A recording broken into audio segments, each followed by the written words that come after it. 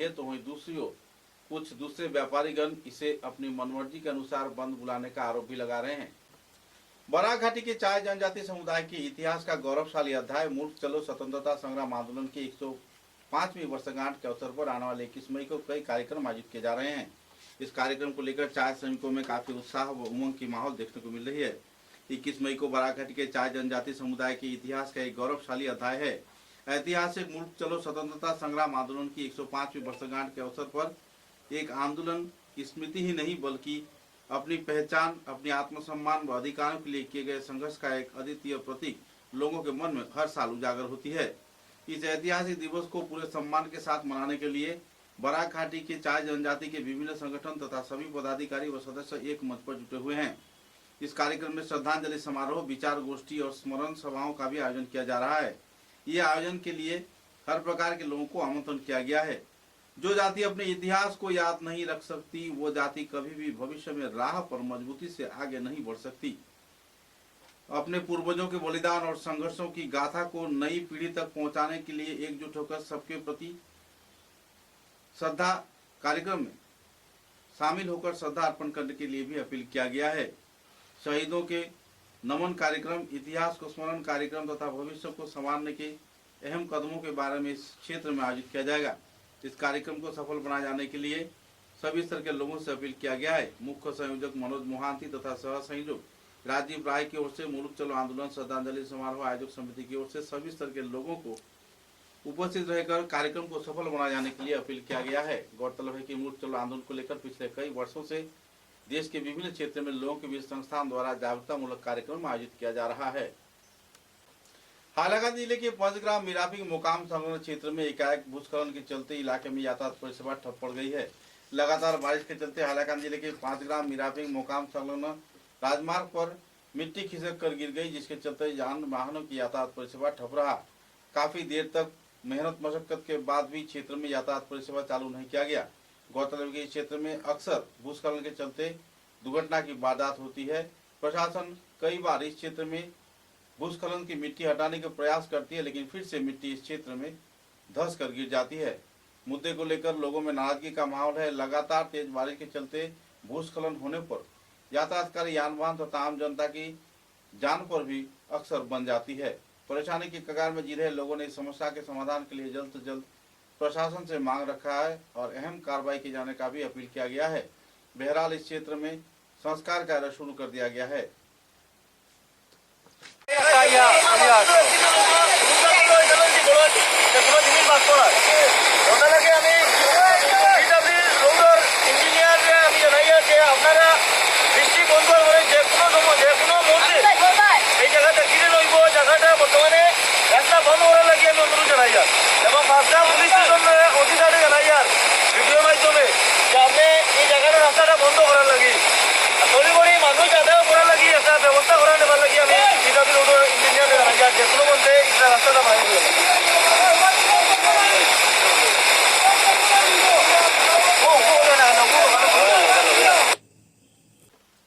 कचहरा जिले के काटीगुड़ा विधानसभा के कई क्षेत्र में तेज बारिश के चलते पानी जम जाने पर लोगों की जनजीवन अस्त व्यस्त हो गया है। काटीगुड़ा क्षेत्र के बिहाड़ा, चंद्रनाथपुर तथा आसपास के कई गांव में पानी भर गया है, जिसके चलते आम जनता बुरी तरह प्रभावित है।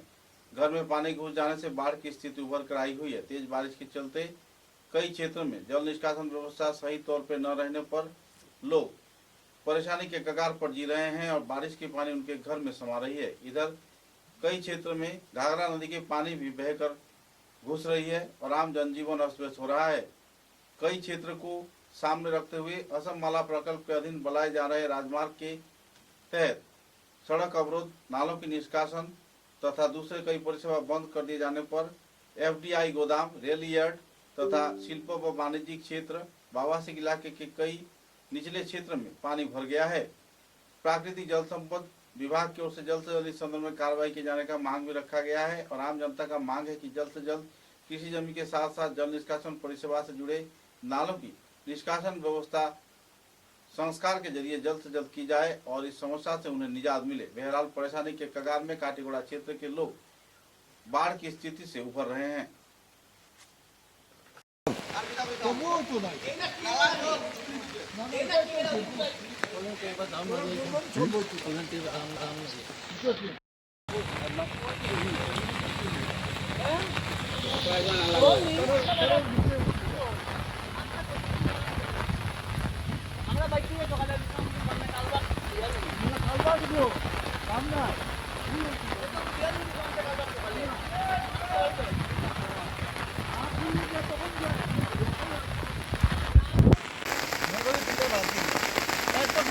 না রে ভাই রাইজ এক দৌড়ি দিছি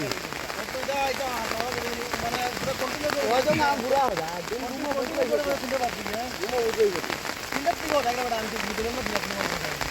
না রাইজ এক দৌড়ি দিছে তো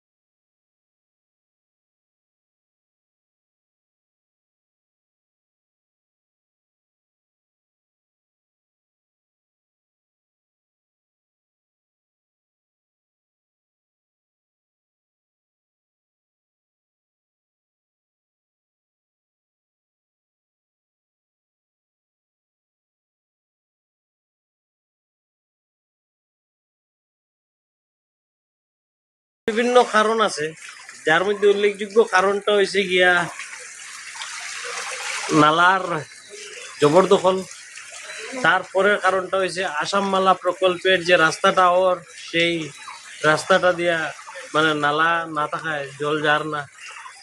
তৃতীয় কারণটা হয়েছে এফসিআই, সবেও তার তার জায়গা বরিয়া তারা ব্যবসা করে কিছু করে, কিন্তু সাধারণ মানুষের যে সমস্যাটা ওর এটা নিয়ে কোনো ধরনের হেলদুল নাই।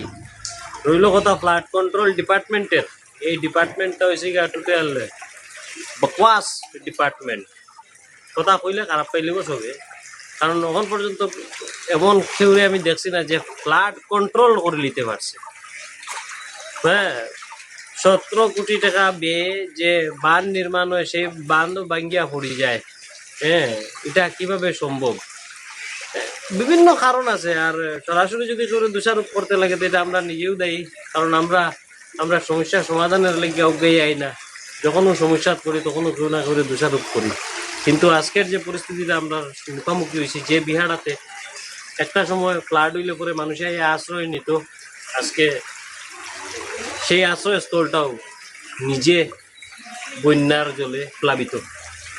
समाचारों के अंत में बराक वार्ता की सुर्खियां एक बार फिर। ओल काथर करीमगंज हाईलाकांदी स्टूडेंट्स एसोसिएशन आक्सा के 44वें वर्षगांठ पर सिलचर के प्रेस क्लब में आयोजित हुआ विचार विमर्श सभा। आंदोलन के विभिन्न पहलुओं पर वक्ताओं ने किया आलोकपात।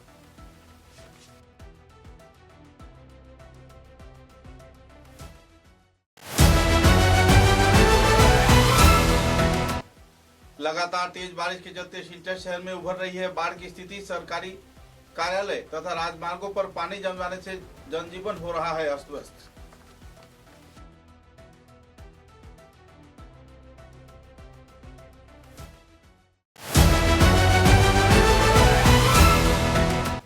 कछार जिले के बोड़खला विधानसभा केंद्र में जमे हुए पानी से परेशानी झेल रहे आवासीय क्षेत्र के लोग। तेज बारिश के चलते उभर आई है बाढ़ की स्थिति।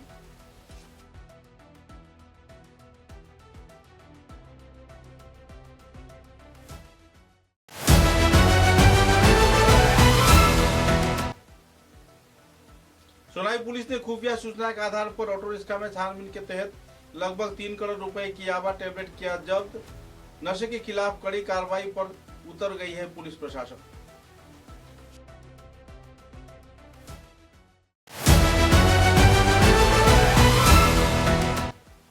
कछा जिले के उधारबंद विधानसभा केंद्र में बाढ़ की स्थिति उभर आने से लोगों में छाई हुई है तनाव की स्थिति। बेहाल जल निष्कासन परिसेवा के चलते शिकार हो रहे हैं आम लोग।